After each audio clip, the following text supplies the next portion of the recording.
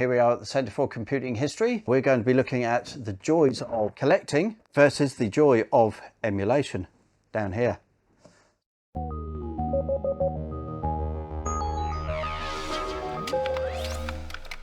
So Dan, what have you got there? Well, Adrian, I'm so glad you asked. This is an Anbernic RG35XX, the snappily named RG35XX. It is a handheld emulation station. It runs off two SD cards. One SD card has got the firmware and the retro arch on it, and the other one has got all of your totally legally sourced games on it. Okay. And it's about £50. It's got a beautiful 4x3 screen, viewable from anywhere. You can tilt it in any direction and you can still see it. It's pretty magic. That is actually an excellent screen. It's a jolly nice screen. So I can see from here that you're playing Sonic the Hedgehog. That's right. One of my third or fourth favourite game on the Game Boy. That is a pin-sharp old screen, isn't it? It's a redonkulously sharp screen. That's what my toy. That's what I bring in. That's what I'm bringing to the table. A little Game Boy style form factor there. It's a classic. I've got 4 shoulder buttons on the back there. L1, L2, R1 and R2 for any of your PlayStation games. What have you brought to show and tell? A couple of Christmases ago, I couldn't think what on earth to ask for off of anyone. So I just said, I've seen in Argos this Evercade thing. Yeah. And you put cartridges in it.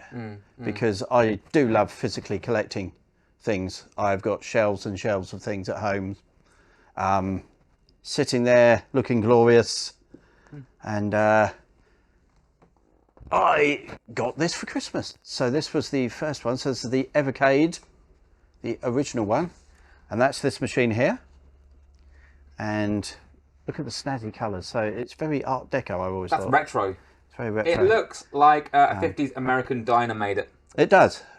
So it is by the same people, Blaze, who produced things like the various Mega Drive, Atari, standalone little handhelds. The flashback. And I always swore that I would never touch a product by Blaze again because I was one of the people who bought the Game Gadget.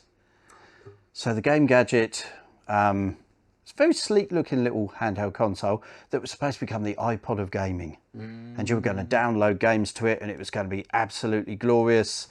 Except sod all games came out for it. How did that turn out? And then they started getting very abusive to people on the forum when they asked, where on earth are my games? Where's my stuff? So all it basically got was, I think, the 20 games that were built into it, plus Gallagher. Frontier, for some reason, on a handheld. Has it got Earthworm Jim? No. If Well, it it hasn't didn't. got Earthworm Jim, It didn't. So I said I was never going to touch anything by Blaze again, but then this came along. And that's the last of my negativity of Blaze, because they have since got absolutely everything right, seemingly, with this little machine here. Because prior, they've not had a particularly good a good reputation for some shonky design, shonky build, and a bit shonky the actual emulation they use.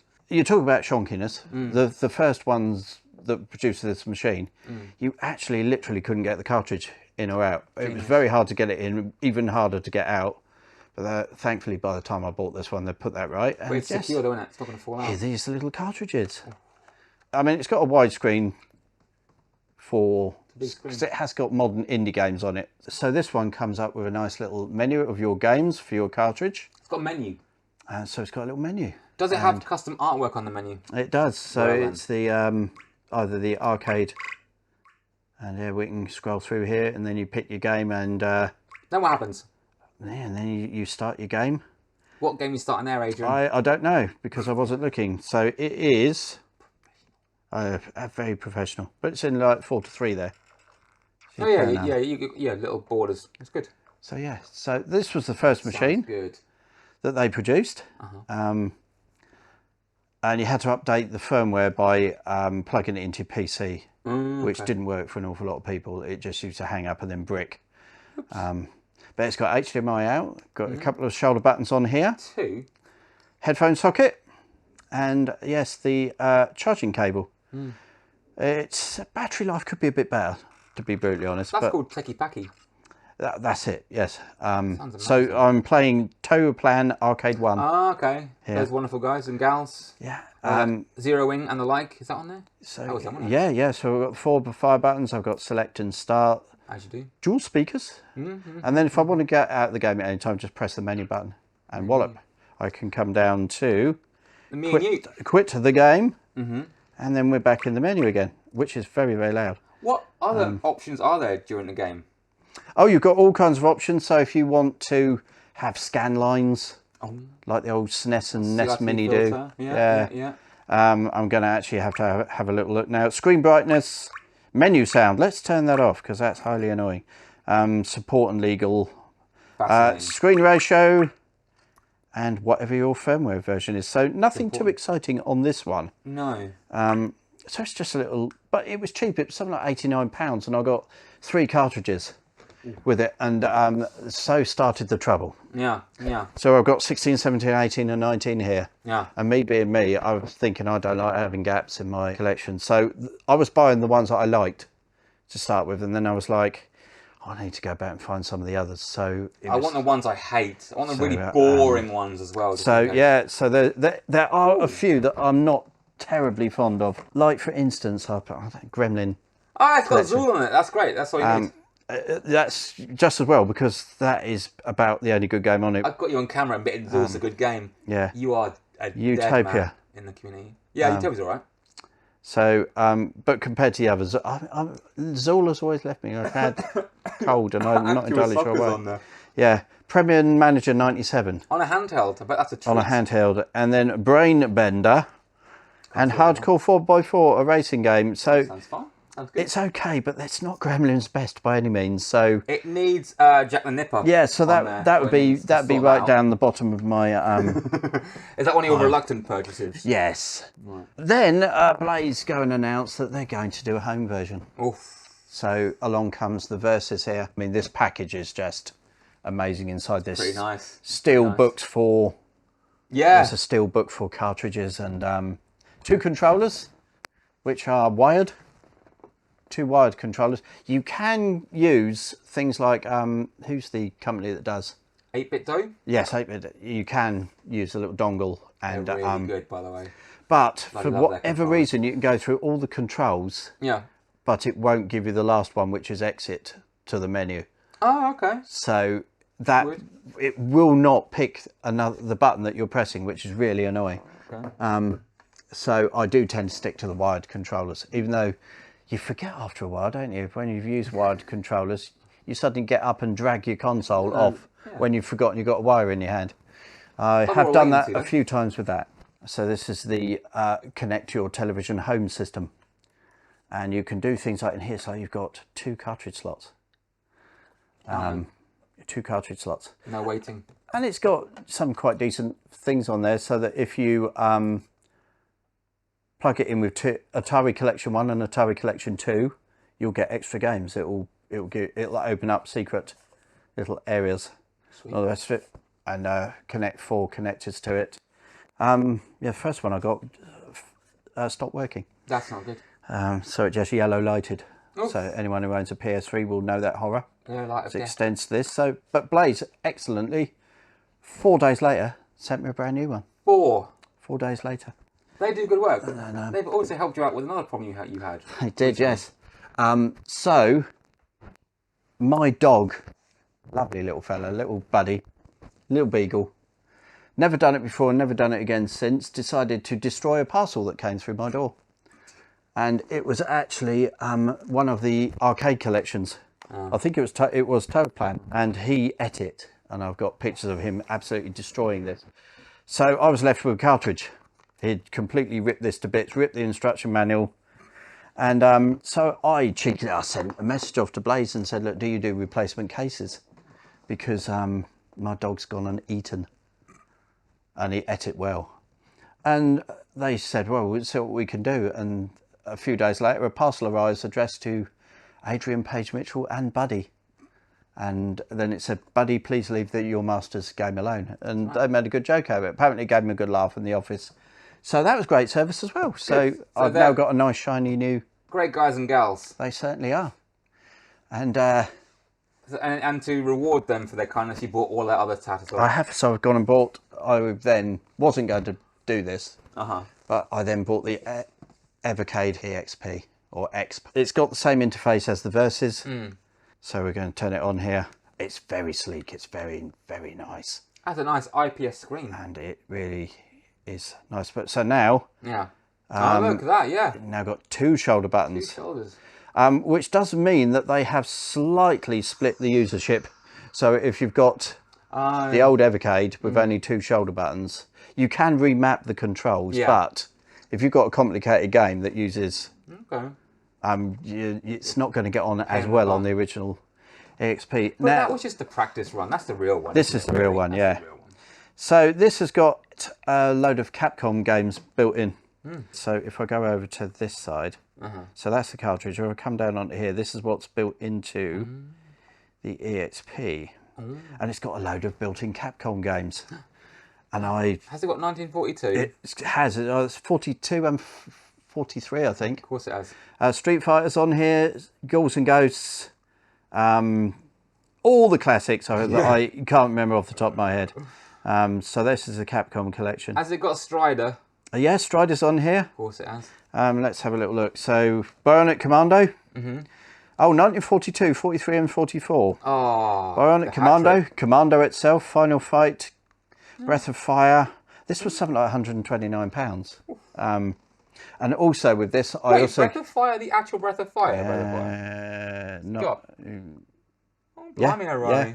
That's an excellent game. Captain Commando, Forgotten Worlds, Legendary Wings, Mega Man 2, Mega Man X. Oh, that's all right. Street Fighter Hyper Fighting.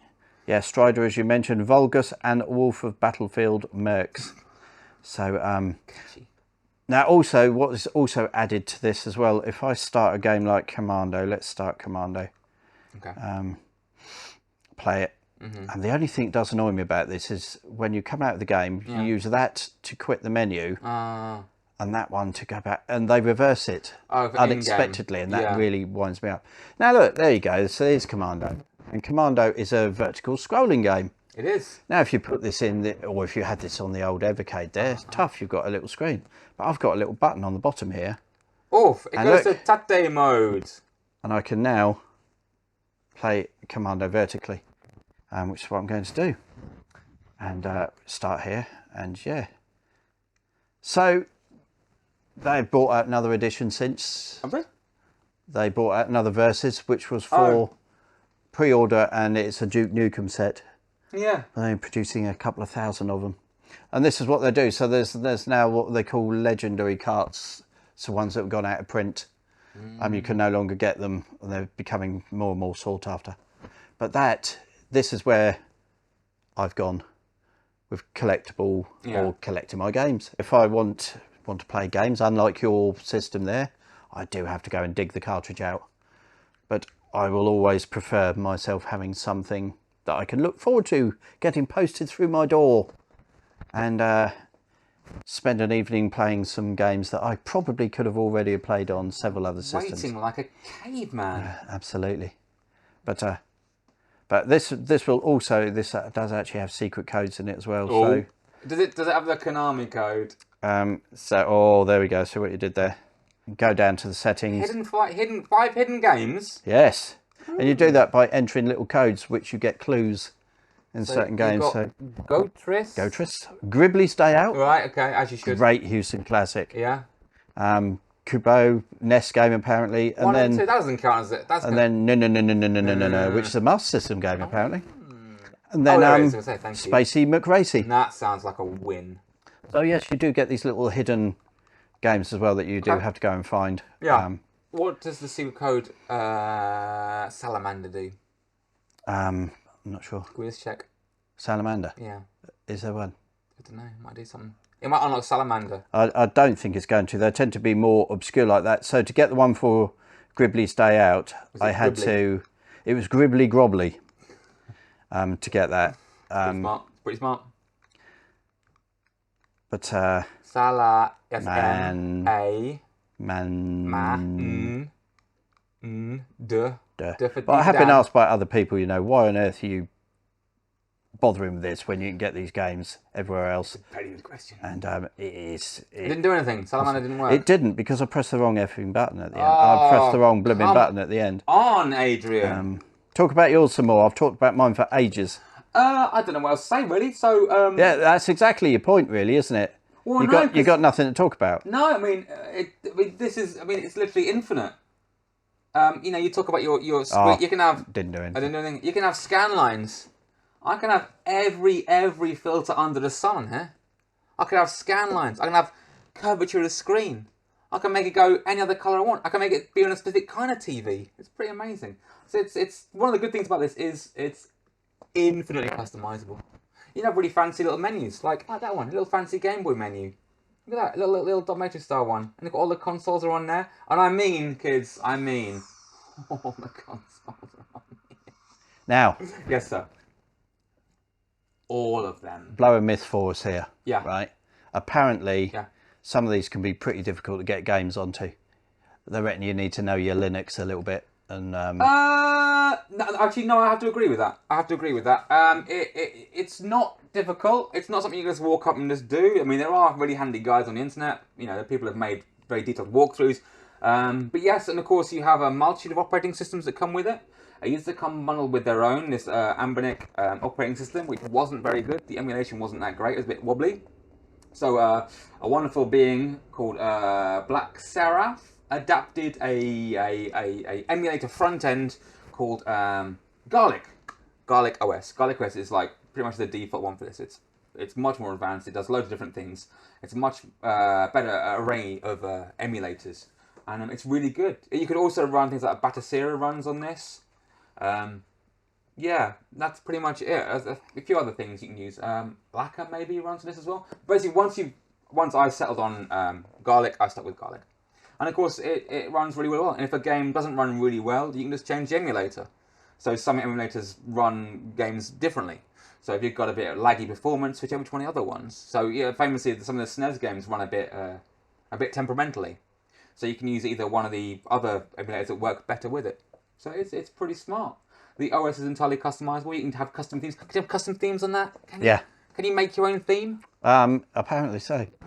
So, talking of themes, you asked earlier, well, what does this do? Well, I've got here aspect ratio, original pixel perfect full screen, shaders, scan lines, subtle scan lines, strong scan lines, or none. Two-hole. Bezels. Oh. I can put bezels around the side of the screen for 4:3, which you can do. Or I can have the box art for the game box art. as the background. So, then you can have the Evercade EXP. Okay, yeah. Smart. All this other ones down here. And then we've got dynamic rate control for in-game. Okay. Brightness, screen dimming.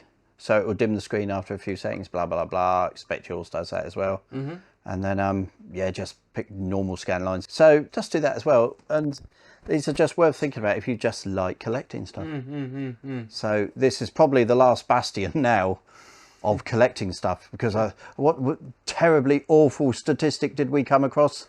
Oh my god, isn't it like 80% or 90% of games are now downloaded and bought online? They're all so depressing. So I won't be able to have all these delivered through my, but this is it now. So this is Evercade is possibly where I'm going to just do my collecting now. Yeah, online. And also, especially for retro, with the price of retro being as insane as it is. Still get a manual. Oh my goodness. Look at that. OMG.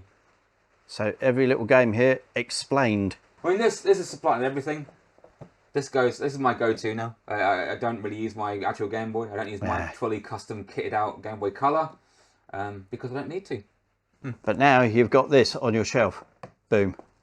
Yeah, I know, that's true. That is true. Whereas now I've got a whole stack of red cased ones. So these are like your indie games and various manufacturers, Gremlin, Bitmap Brothers, have got set out. Then they started doing arcade ones, so in a purple case. So you've then got them further down. Then we've got blue cased ones, which are home computer sets. So we've got Commodore 64 collection. And Commodore 64 collection number 2. So that they just, look at this, imagine this, I've got a 12-foot long shelf and it's just full of this absolute wonderful glory. If you want to still have a nice collection to look at like I do, then this is definitely worth considering. Cartridges are $17.99, which people have gone, how much? That's a bargain. And you got like 12 games on there when I can stick 6,000 games on something like that. The rest, 13,000. And that is very, very true. But there's just something about getting one of these and unwrapping it. And £17-18 is not unreasonable. No, it's a fair price. I wouldn't balk at paying that for that. Some are slightly mysterious though. So there's there's the Atari Lynx collections, which are two of the early ones. I've got Atari Lynx Collection 1, which has got a lot of games on that 17 games.